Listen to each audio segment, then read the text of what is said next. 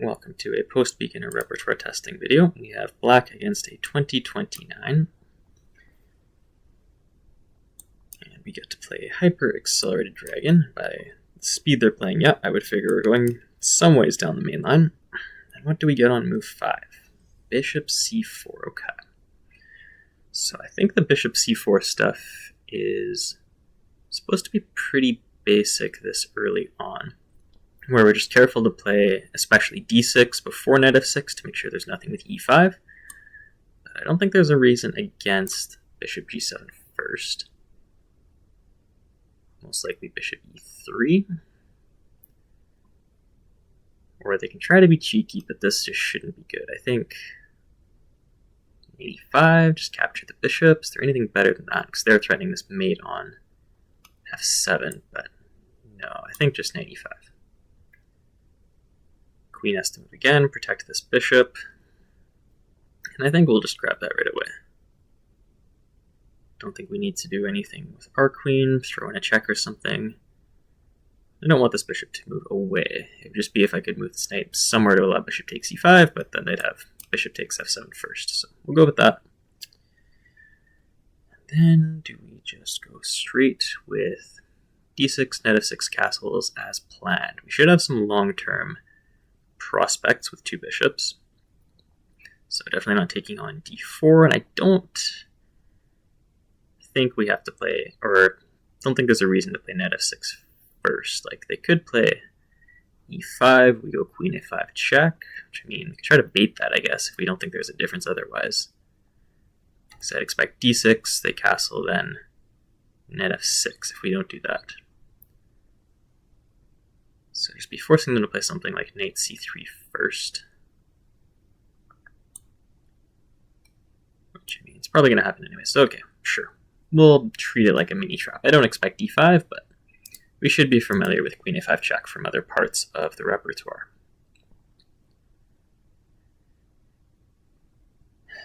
They are going to let me take that pawn, yeah? So what are they doing with their knight if I just take?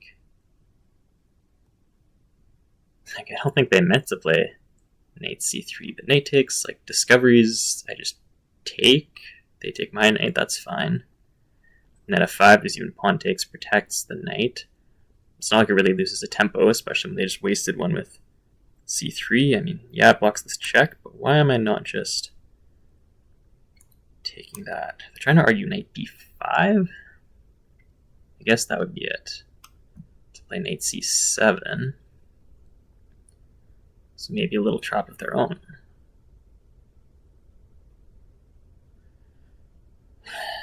Feels like it shouldn't be fully working for them, but maybe it's justifiable.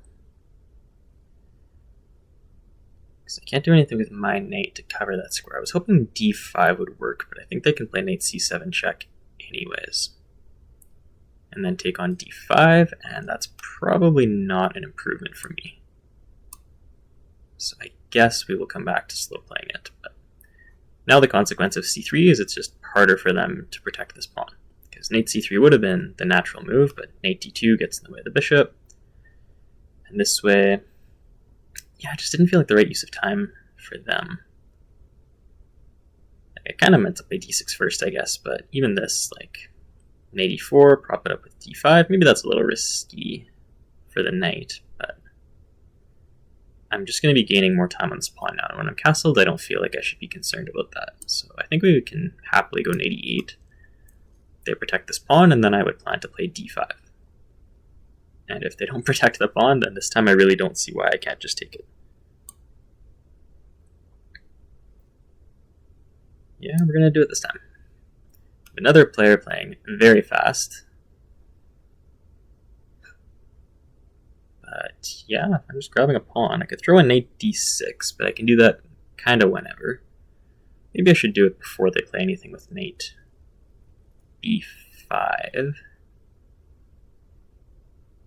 Because then I also can't play d5, which is probably more important, but depends what I want to do with this bishop. If I want it to come out this way or play b6, bishop b7. Because they're definitely playing f5, I would figure. I don't think there's a good argument to trade off this bishop, but if we take, they play queen takes, I wouldn't hate playing queen b6, forcing it straight to an endgame.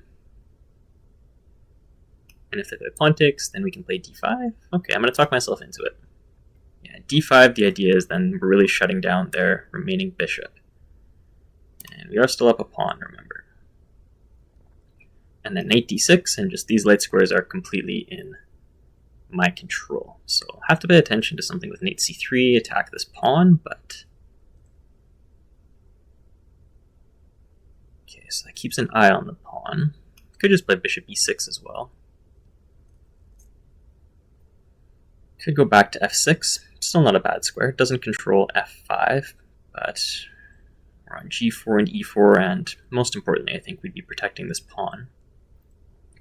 So that would give us more flexibility with queen and bishop.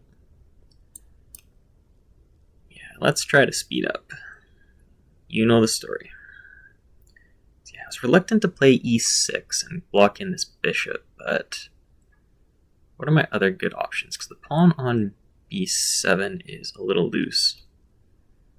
I don't have to protect the pawn right away, so I'd be thinking maybe b6 and bishop a6. You can always come back to e6 a little later. And we are up a pawn, so we don't need to totally crush through. Bishop a6, and then do we try to trade, or just play queen d7?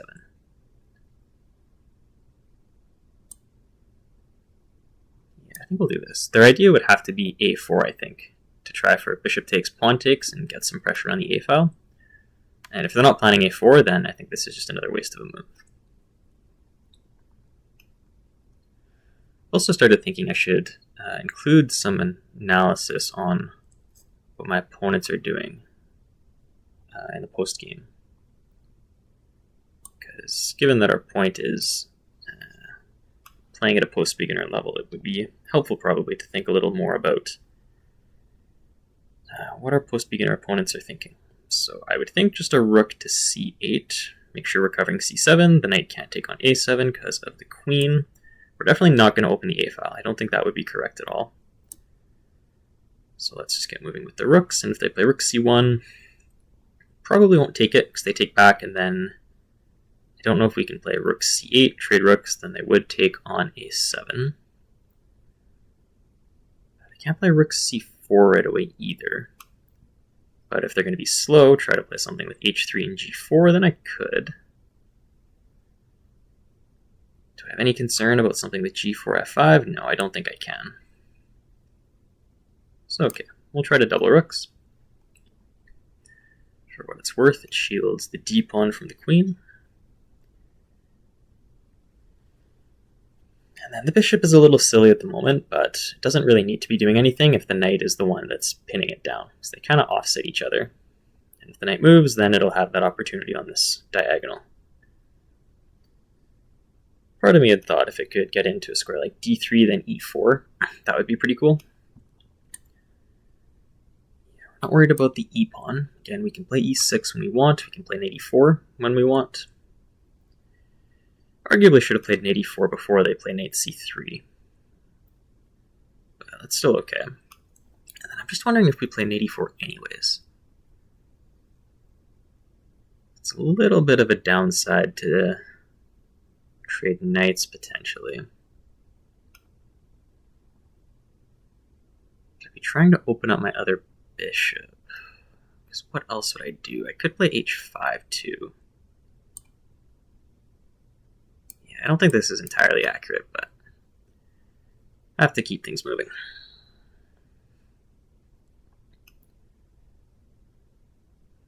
And then from white, they could consider a5, trying to open the a file again. I think likely we'd pick b5, try to keep that part of the board more closed. They have a rook on the a file, we don't, and our extra pawn is in the center and towards the king's head. I think they probably should take me. I don't think it would be correct to either leave the knight there or let me take on c3 myself. But of course, yeah, it will be giving me a passed pawn. And then I just need to figure out a way past this bishop, which will take a while. We'll get there eventually, I'm sure. And now maybe if this rook moves, then I could play bishop to d3. But yeah, I said a5 was a good choice for them. Could play queen b5, trade queens, and then the bishop won't be hanging if it recaptures. After pawn takes, pawn takes. They can play rook a7, but that's not a square I'm that concerned about. Probably could play rook c7 at that point, or even just rook c2, go more aggressive. If we have to, we can throw in something with f5 if this bishop can't ultimately get up to d3, but right now, obviously, they do have to do something with their queen.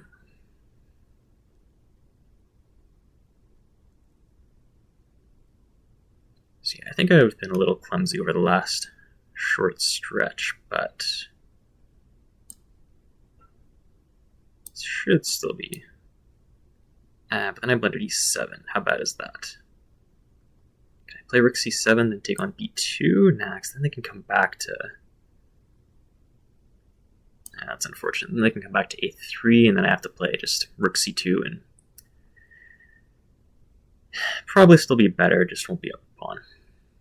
That's my own fault for getting the one time. So everything over here, at least, I've kept protected. Okay, so we're going to have to be careful about their queen coming in. Ugh. Thinking about something like f5 and bishop h6, which I'm not sure I had a perfect response to. Maybe I don't hate f6, try to chase them away, but also probably not a necessary move. And get the queen out of the way of the rooks.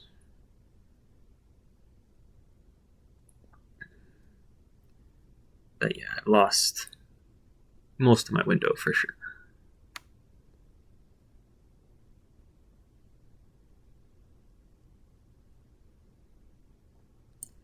f5 before they do, I think. They can try g4, but I don't think that, I don't think that causes me too much alarm. If they take, I can happily play queen takes. Just thinking about if they play rook a7, how I would want to respond to that, because the bishop won't be able to move, so I might have to put a rook back on c7. Because can't allow them, to break through on h7.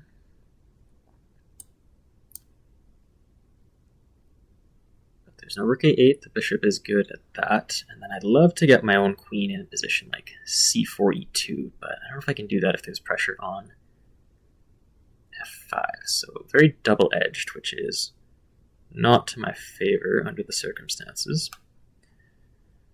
Queen b3 is much good, attacking their bishop. Okay, this I'm okay with. No, but then I didn't blunder. The rook is protected.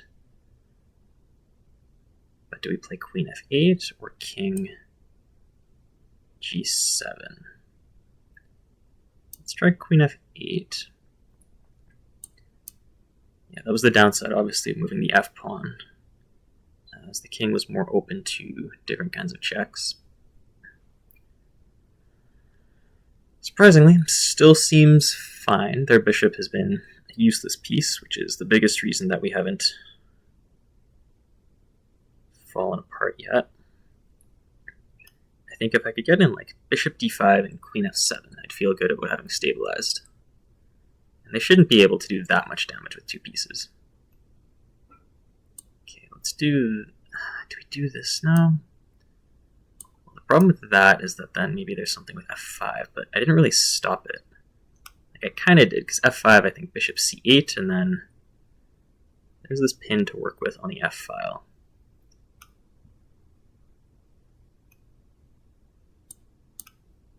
Let's try to get in queen h3. So if they neglect that, then they're the ones who have to be extremely careful. In rook f2, we can take that and potentially try something with e3.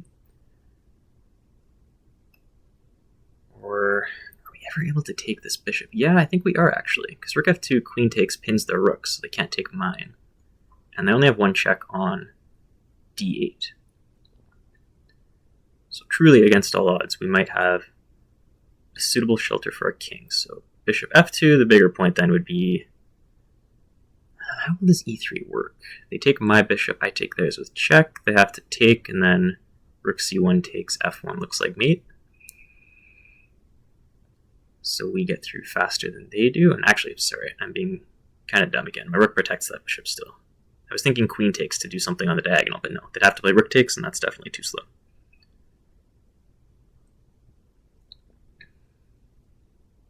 Yeah, so I think we're confident with this. Threatens mate in 1, and also threatens mate in 3.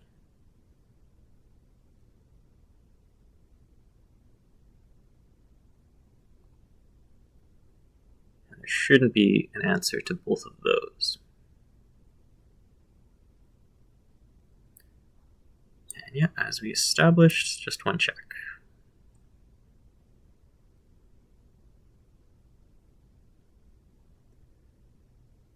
And I don't know if there's a good way to prolong the game, because the bishop takes the pawn, queen g2's mate. If they try like queen g5, we still get the same pattern with taking and then rook c1, and both of these two pawns kind of end up hurting them, because their queen just doesn't have a way to help. Yeah, and then we said this. Actually, I guess there's queen h1 mate as well. Both are good, but takes, rook c1 was the other plan. But that'll work. Okay, so how silly am I going to look for this game? I think up to here, move 7, we're happy with that. Then this one, yeah, I don't think I can afford to take this. It took me a minute to process it, but I think knight b5 is an indirect double attack of knight c7 check and also queen takes knight. And I don't feel like there's a good response to that, unfortunately. So we went to another move, they played e5.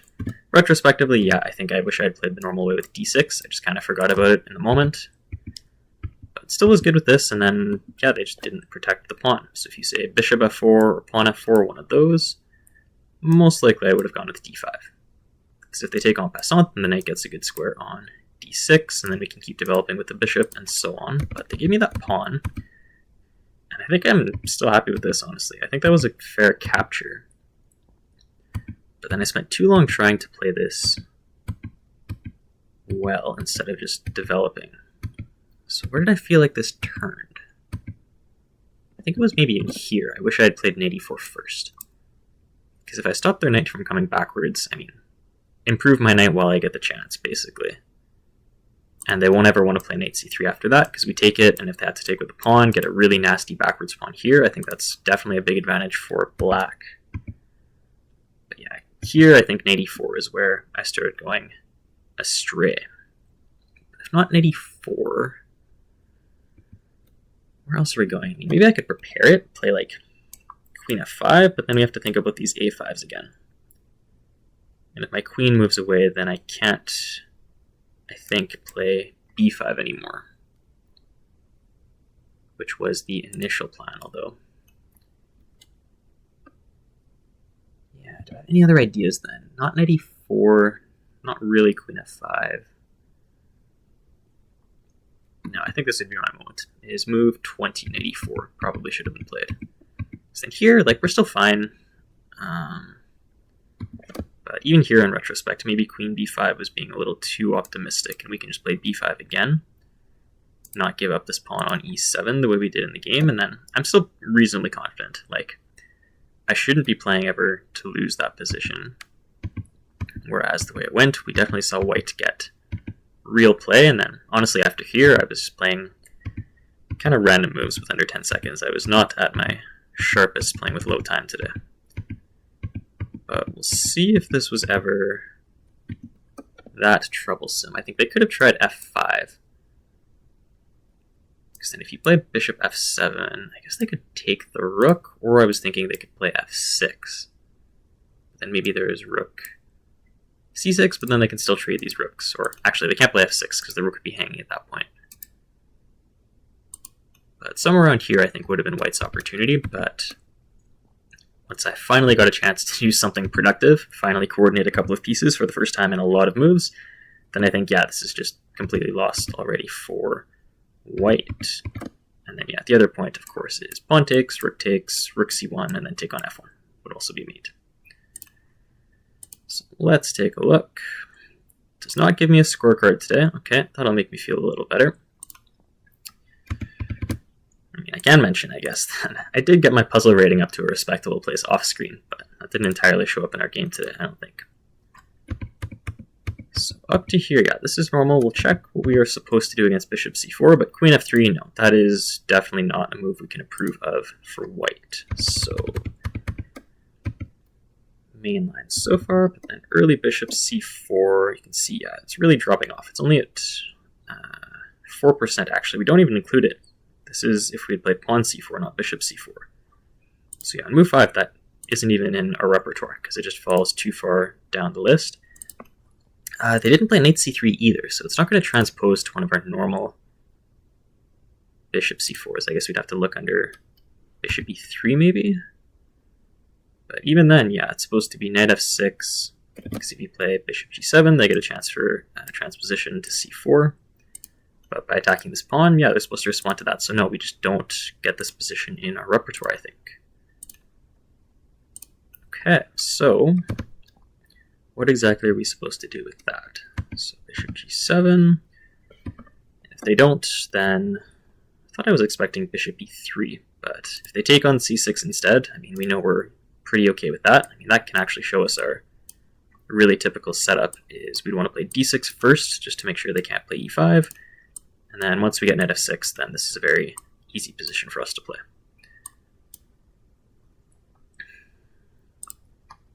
Queen f3, just way too hopeful. We just grabbed that. We're very happy. Knight f6, and okay, we could have played into that line. Knight takes e4. Castling looks best, but this one, I was looking at d5, but I just missed it because of knight c7, and I wasn't happy about seeing there. But I think what we're getting here is just we see the horizon of my calculation in these games. Because yeah, okay, of course we're going to play king f8, and then just kind of not recognizing that we're still attacking their queen, so they don't have time to take the rook. And of course the point was that we were protecting the knight. That's why I wanted to play d5. But then I guess it would be queen takes or knight takes that I'm worried about. Knight takes, bishop e6. If they take our knight, we take theirs, and apparently this is better for black than white, despite the castling arrangement. Are we just chasing them away from g2? How exactly is this going? h5, h4, very classic modern chess. The thing about this is just way better for black than for white. I mean, I guess if the queen moves, then you play h3. You're breaking into the shelter pretty quickly. Seeing a few h3s in here. And then the other point would be if they played queen takes.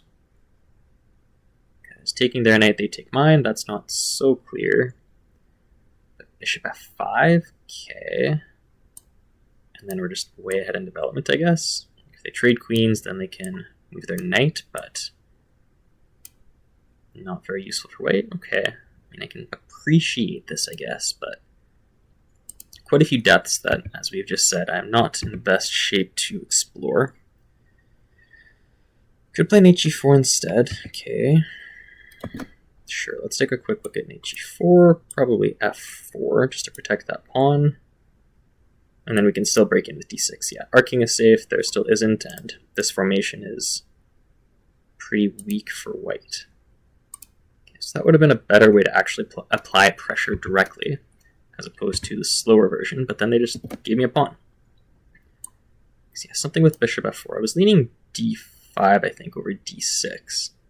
But yeah, we're really supposed to cut into this pawn instead, it looks like. So we played d5, what's our downside?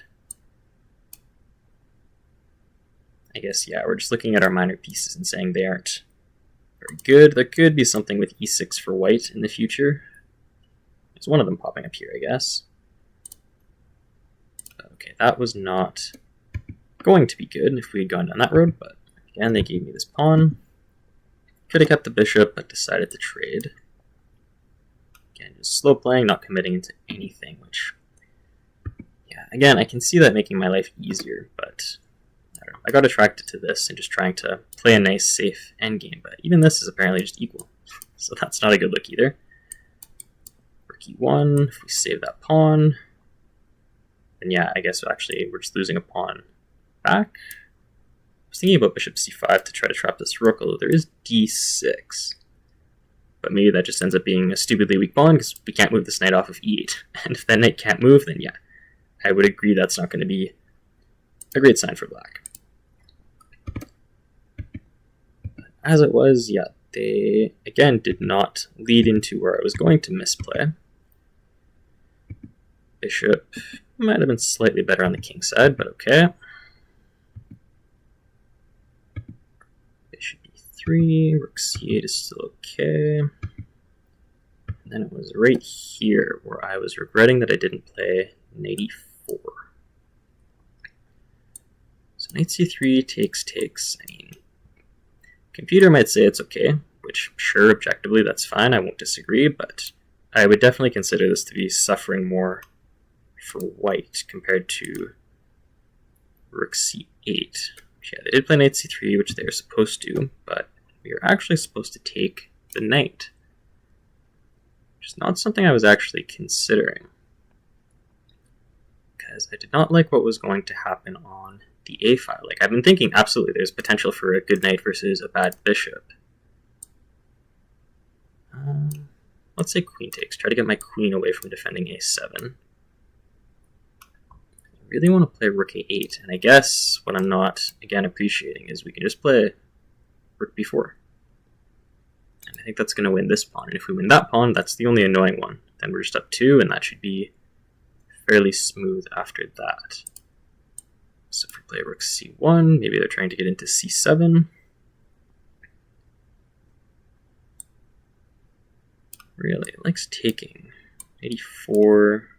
Maybe the knight's coming around to that pawn now. Yeah, I'm seeing the knight d6s show up. If we do this, are we taking a tempo for e6? No, we aren't even bothering with that. We're just playing with our outside pawn. Do we get to play knight f5?